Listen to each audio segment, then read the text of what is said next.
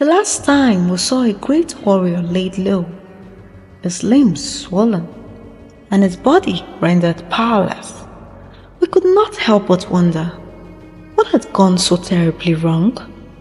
Was this the work of an unseen enemy? Or had he, in his pride, become his own undoing? Welcome to African Folktale by Moonlight with Sylvia. Join me as we piece together this puzzle and uncover the truth together. When the incantations were complete, the high priest looked up, his expression grim. "The child has taken what is meant for the gods," he declared. Gasps filled the room. As the words sunk in, Nkinga's mind drifted to the fateful day his transgression began. Fresh from his victorious return from the battle, Nkinga had been the center of the village adoration. He had stood tall before the king, his hammer still bearing the marks of war, his presence commanding.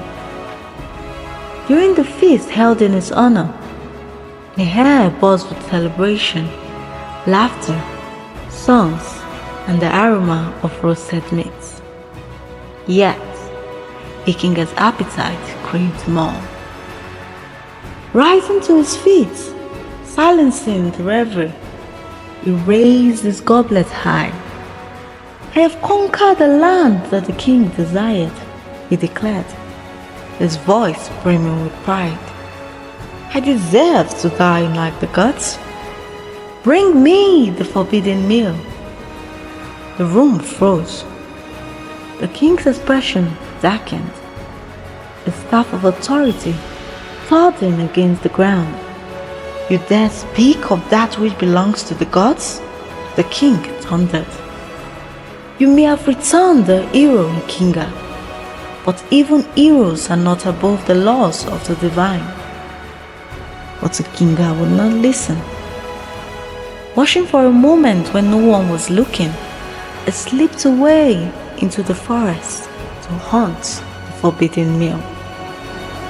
His footsteps were silent, his arrow firm in his hand, his pride swelling with every step. Without hesitation, he struck down his prey. As the body hit the ground, he stood over it and proclaimed boastfully, "I will prove to them that I am a man god." He carried the forbidden meal back to his compound, triumphant in his defiance. But as he feasted alone in the glow of his victory, the air grew still, heavy with an unseen presence. It was then that the first signs of his transgression began. The swelling in his limbs, subtle at first, but relentless in its growth. The high priest decreed that Nkinga must walk the sacred forest for 7 nights as atonement. If he returns, the gods forgive. But the priest warned, if he does not, his curse will remain eternal.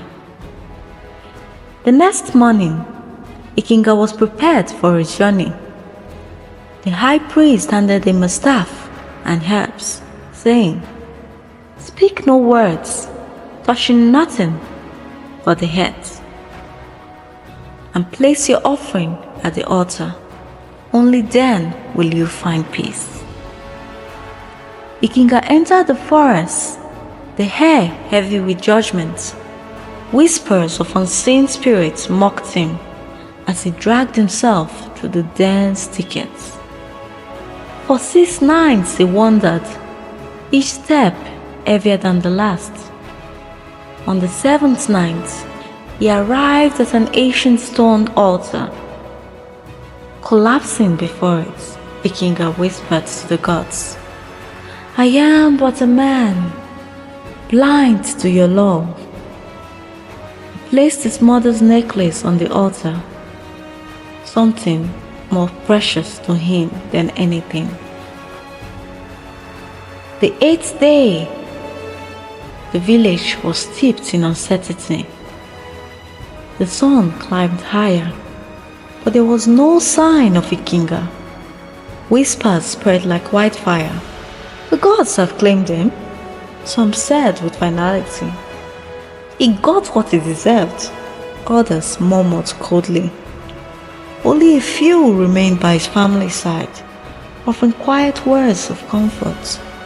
But as the days stretched on and hope seemed to fade, even they began to leave. Nkinga's mother, her face edged with fear and hope, stayed at the edge of the forest long after others had gone. She clutched the edge of her wrapper tightly, her eyes fixed on the shadowed trees.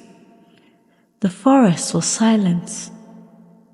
She wondered if the gods had taken her son, or if he lay lifeless somewhere beyond her reach. Just as the sun began its descent, a faint sound broke through the stillness. It was soft at first, like a whisper in the leaves, but it grew louder, rhythmic, unmistakable. Footsteps. Her heart leapt as a figure emerged from the forest, stumbling and frail. It was Nkinga.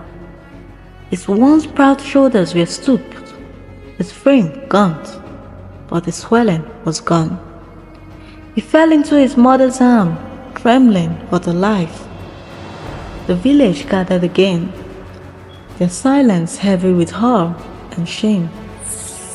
Nkinga stood before them, his voice hoarse but resolute.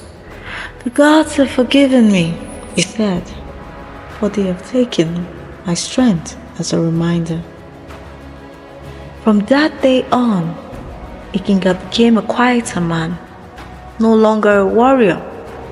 He found purpose teaching the younger generation about the dangers of pride and the value of humility. His tale of arrogance, punishment, and redemption lived on, a timeless lesson for all who heard it.